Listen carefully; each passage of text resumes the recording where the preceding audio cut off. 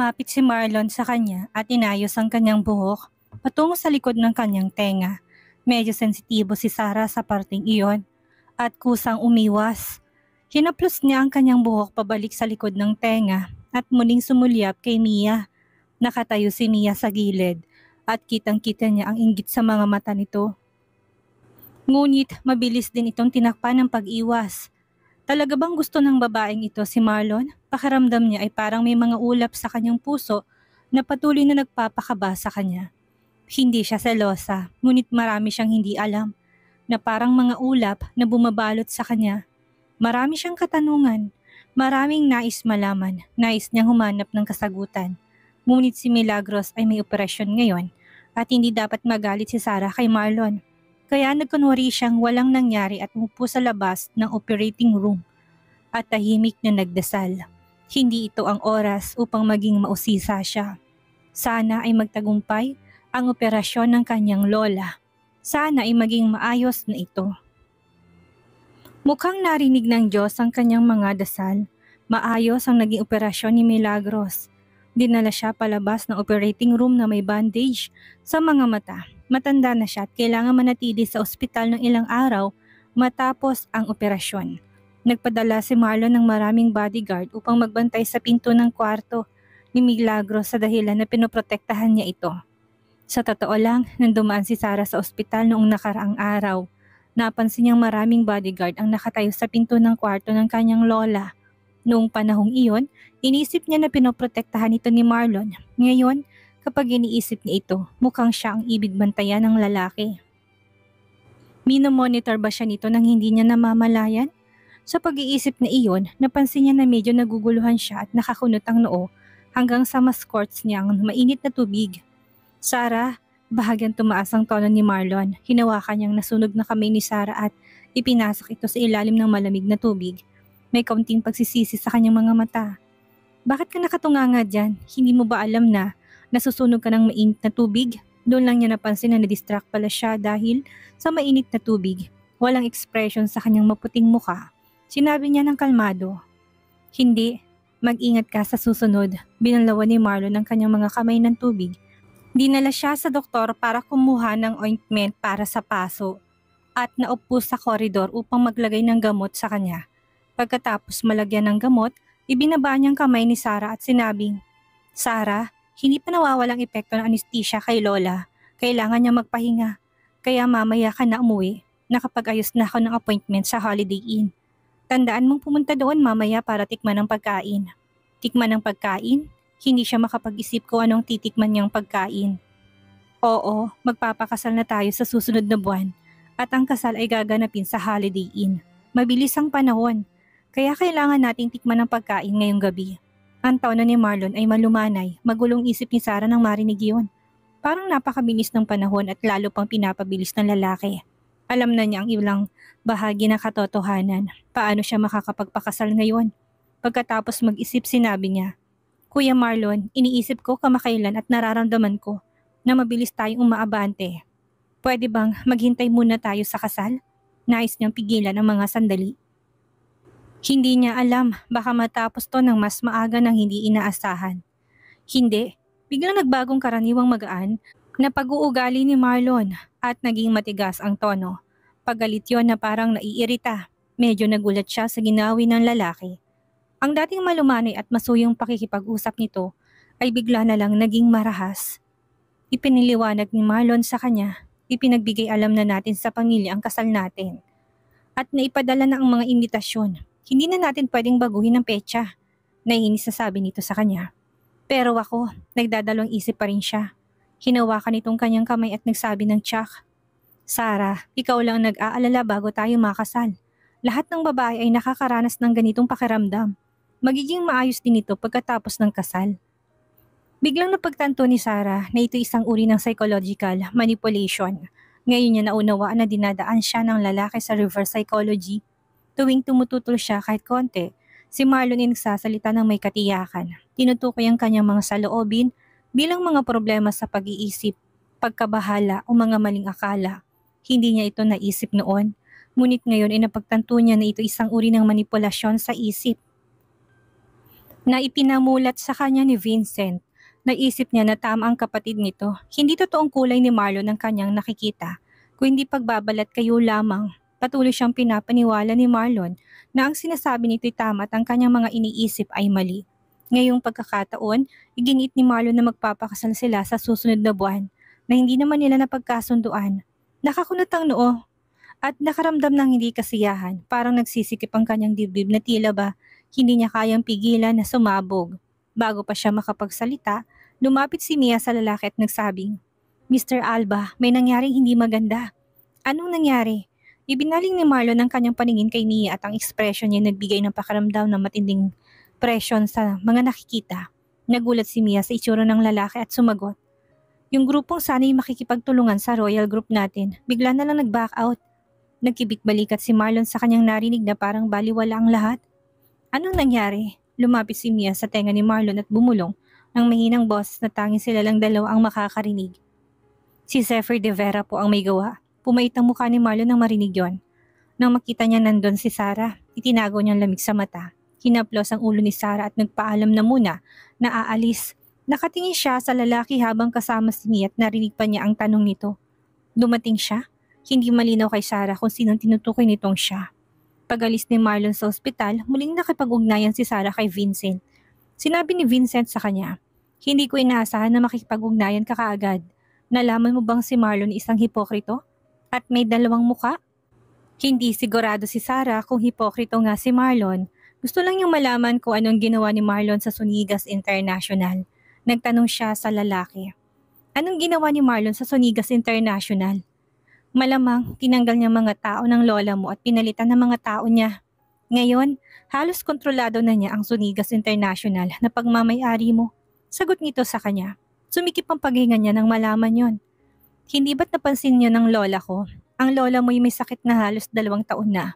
Paano niya pag-aalagaan ang mga negosyo ng kumpanya? Hindi niya alam ang masamang plano ni Marlon." Napailing si Vincent sa mga katanungan ni Sarah. Hindi niya akalaing ganito kabobo ang babaeng to. Mamamatay na lang, hindi pa namamalayan. "Ang lola ko ay may sakit ng 2 taon na." Hindi alam ni Sarah ang tungkol dito. Paano nangyari yon nang wala man lang nakakapagbalita sa kanya? "Hindi mo rin ba alam, hindi ba?" Parang nahulaan ni Vincent ang iniisip niya at nag-smile ito. "Alam ko na, ang salbahe na yun ay sobrang lihim na tinago ang lahat. Siguro sinabi niya sa lola mo na huwag mag-alala, kaya hindi sinabi ng lola mo sa'yo ang kalagayan ng kanyang kalusugan.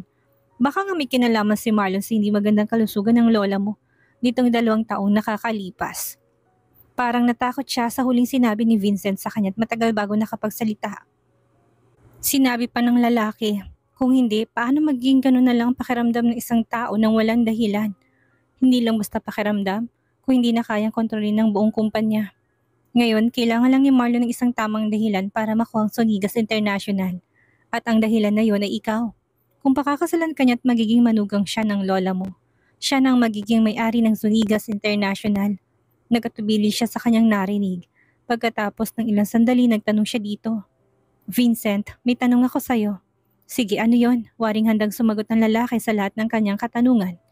"Sinabi ni Marlon sa akin na makakamtam lang niya ang buong yaman ng pamilya Alba kung pakakasalan ko siya. Totoo ba yon?" Paninigurado niya sa lalaki. "Sarah, sobrang tanga mo naman."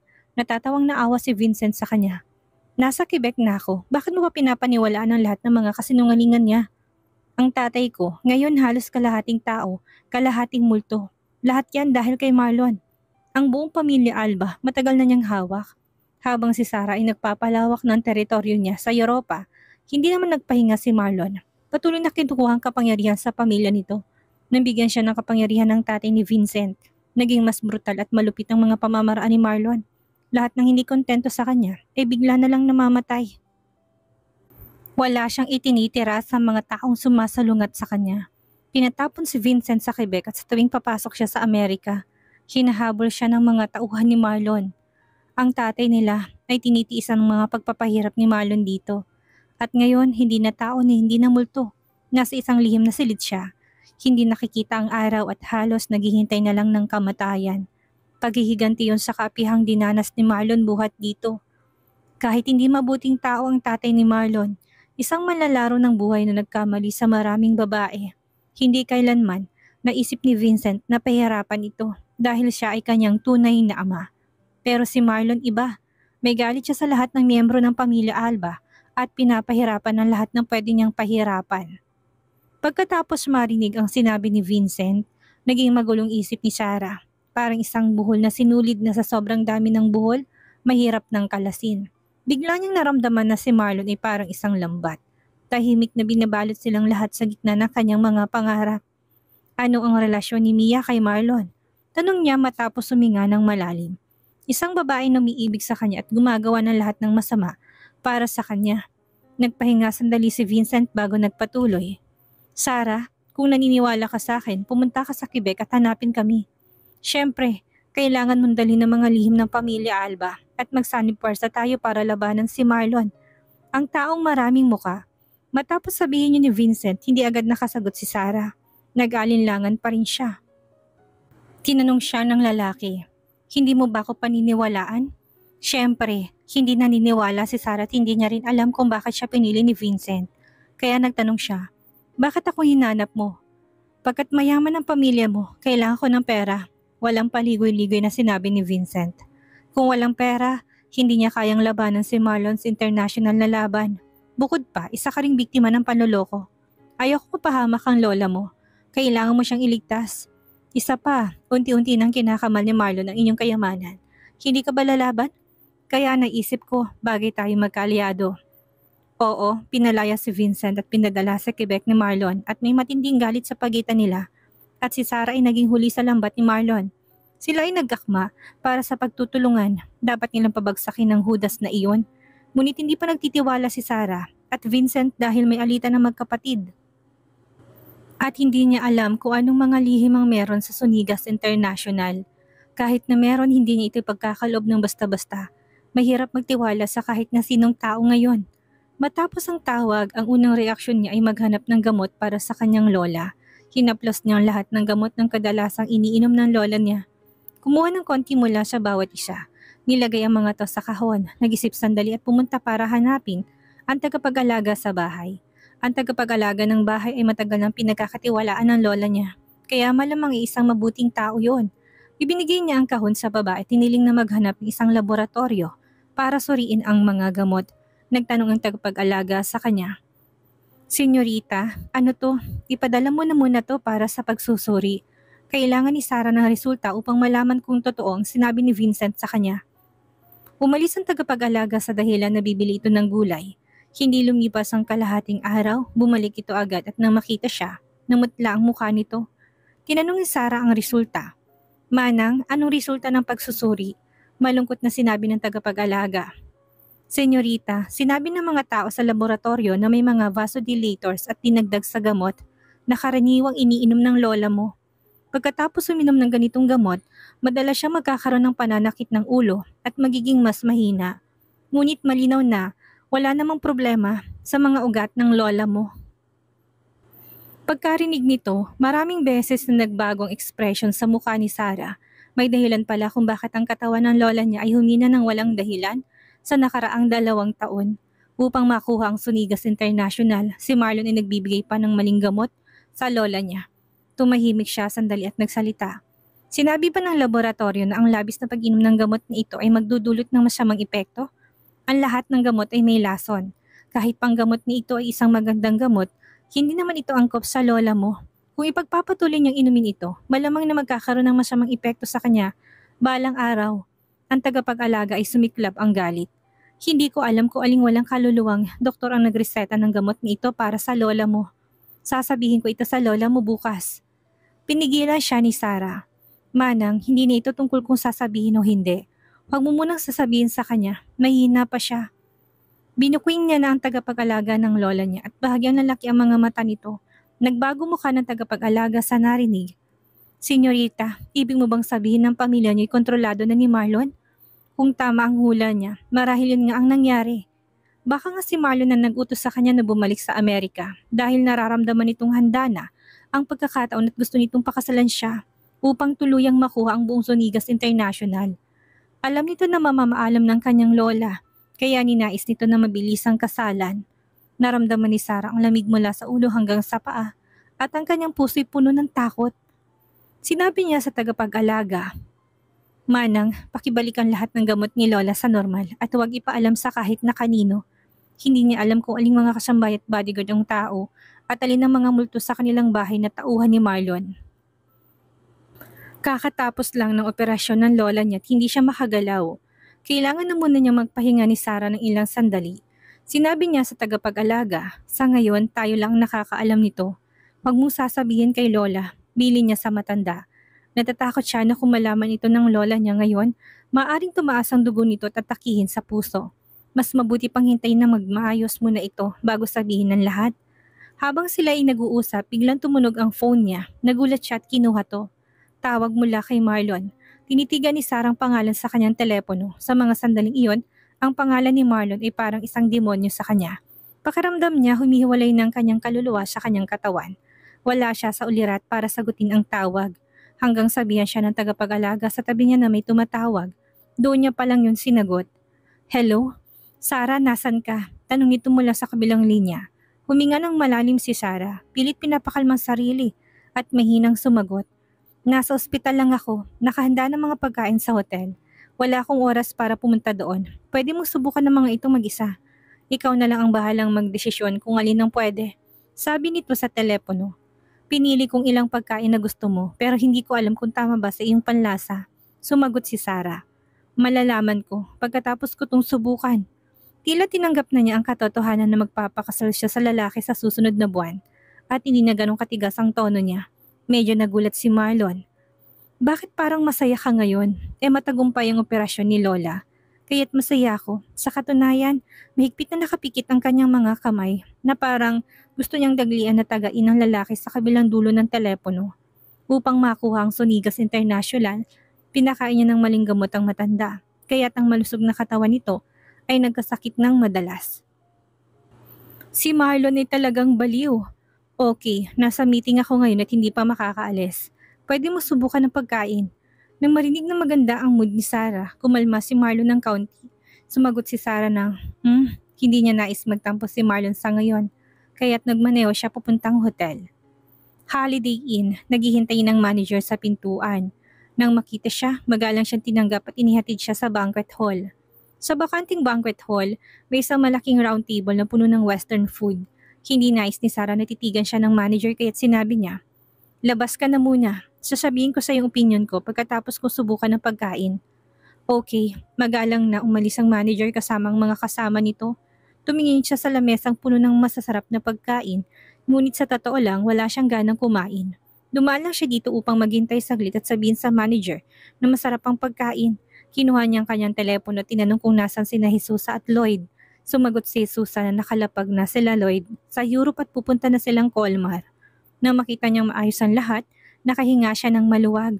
Tila walang pag-aalinlangan si Marlon at hindi pinadala ang kahit na sinong tao upang pigilan ang mga to. Habang nag-iisip, tinanong ulit ni Jesusa ang boss. "Bakit bigla mo kaming pinayagang magbakasyon? May nangyari ba sa Amerika?" Sumagot siya dito. "May mga bagay na kailangang ayusin, kaya't wag na kayong magbalik pa. Kung may mangyari, ipapaalam ko sa inyo para makatakbo pa kayo ng malayo." Nag-isip si Sarah at nakaramdam ng kaba. Binuksan niya ang kanyang bank card at nag-transfer ng malaking halaga ng dolyar sa account ni Jesusa. Sabay sabing, "Ingatan mo si Lloyd at huwag muna sabihin kung anong nangyari para makapag-enjoy kayo." Matapos niya mag-transfer ng pera, tumawag muli si Vincent sa kanya. Sinabi nito, "Sarah, gusto ko sanang magpaalala sa iyo ng isang bagay." "Ano yon?" Tila lalo siyang kinabahan sa narinig. "Pumunta si Zephyr sa Amerika. Kailangan mo mag-ingat." Paalala nito sa kanya, matagal nang hindi naririnig ni Sarah ang pangalang yon. Pero bakit nga ba siya kailangan mag-ingat? Habang nalulunod siya sa mga kaisipan, sinabi ni Vincent sa kanya, "Narinig ko na pumunta siya sa Amerika upang maghiganti sa iyo at kay Marlon at nais niyang patayin kayong dalawa."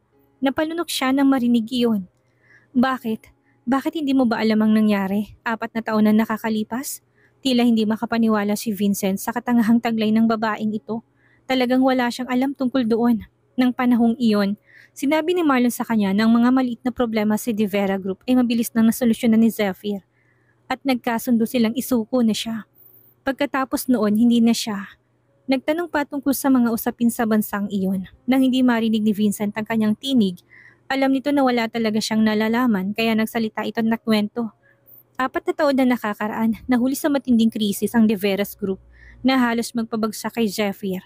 Nung una nagsanib-puwersa si Marlon at ang tiyuhin ni Zephyr na ama ni Mariel upang pilitin si Zephyr na magbitiw sa position sa board of directors at agawin ang kanyang pwesto bilang executive CEO. Ngunit meron ding mga tagasunod si Zephyr sa grupo at ang mga taong yun ay sumusuporta sa kanya.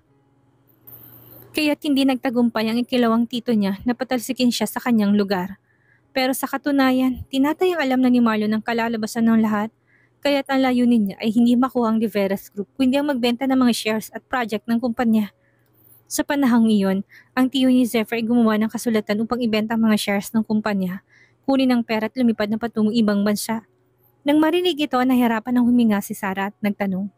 Nung panahong iyon, hindi ba't ang paglabas ng mga sekreto ng De Veras Group ay isang maliit na problema lang?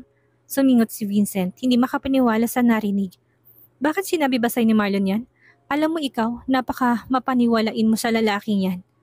Ano ba Sarah, ganda lang ba ang meron ka? Ikaw ang tipo ko noong una pero habang nakikilala kita, napakatanga mo pala. Maganda ka pero walang laman ng utak. Anong ganda lang Sarah? Tahimik si Sarah sa sinabi ng lalaki. Sinabi pa nito, kung hindi sana nakialam ang tito ni Zephyr, hindi sana naging malaking problema to. Ngunit ang problema ay ang tito niya ay kasapi ng pamilya de Vera. Kaya maraming naniniwala dito. Nakipagtulungan siya kay Marlon upang pabagsakin si Zephyr. Halos ibenta nilang kalahati ng kumpanya. Nagpadala din si Marlon ng isang grupo ng mga mamamatay tao upang patayin si Zephyr na nagdulot ng isang hindi pa nangyayaring krisis sa kumpanya nila. Laking gulat ni Sarah nang marinig yun at halos pumutok ang mga mata at utak niya sa sinabi ng lalaki. Muli nagsalita si Vincent. Noong mga panahong iyon, hindi lang kailangang iwasan ni Zephyr ang mga mamamatay tao, kundi kailangan din niyang iligtas ang buong De Veras Group. Narinig ko, hindi siya halos natutulog noon at hindi siya naglakas loob na matulog.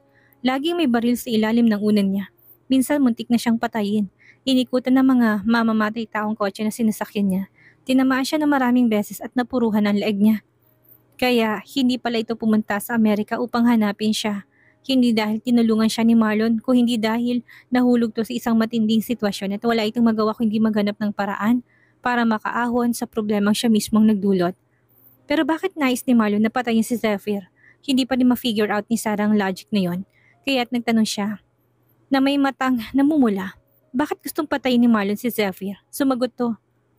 Hindi ko rin masyadong alam ang tungkol dito. Ngunit masasabi ko na may matinding galit sila sa isa't isa. Ano man ang nangyari, pagkatapos ng insidenteng halos mamatay si Zephyr, nagbago ang kanyang ugali nang magising siya. Nangako siyang papatayin kayong dalawang manloloko sa kanya. Sa mga nakaraang taon nakabawi siya. Ngayon, ang De Veras Group ay nakabalik sa rurok. Si Marlon ay nagpadala ng maraming tao upang patayin siya, ngunit wala ni isang nagtagumpay. Iniisip din niyang nasa isang panig kayo ni Marlon. Nakasabot ka upang gawan siya ng masama at sobrang galit siya sa inyong dalawa na gusto niyang inumin ang inyong dugo at kainin ang inyong laman. Kaya mag-iingat ka sa pagpunta niya sa Amerika ngayon. Anong pinapakinggan mo? Sa malawak na banquet hall bukod sa boses ni Vincent ay may isa pang malakas at makahulugang boses ang kanyang narinig. Ang boses na yon, nandito siya, napanunok siya at para siyang tinamaan ng kuryente. Dahan-dahan niya tinaas ang kanyang mata at nakitang matangkad na lalaki na nakasuot ng itim na coat na nakatayo sa harapan niya at tumigil ang kanyang paghinga. Sino pa bang taong nagsasalita kundi si Zephyr? Anong ginagawa niya dito? Muling sumagi sa isipan niya mga sinabi ni Marlon kanina. Gusto niyang inumin ng iyong dugo at kainin ng iyong laman. Mag-ingat ka. Biglang nanikip ang puso ni Sarah at kusa niyang naisipang tumakas. Anong mangyayari sa kanya ngayon nandito ang lalaking ito? Bigla siyang nagpanik. Ngunit tinawakan ni Zephyr ang kanyang kamay at dahan-dahang tumawa na parang isang demonyo. Bakit ka aalis? Kakikita lang natin. Napakabastos mo naman. Ayaw mo bang balikan ng nakaraan kasama ko, Sarah? Mukhang marami tayong pagkakwentuhan. Biglang nagbagong ekspresyon niya nang lingunin ito. Saka may tumakip sa kanyang ilong at pagkatapos ay naamoy niya ang isang kakaibang gamot bago siya nawala ng malay. Ano kayang mangyayari sa muling pagkikita ni Zephyr at Sarah? Ano ang gagawin ni Sarah ngayong unti-unti na niyang nakikita ang tunay na kulay ni Marlon? Yan ang ating aalamin sa susunod nating kabanata.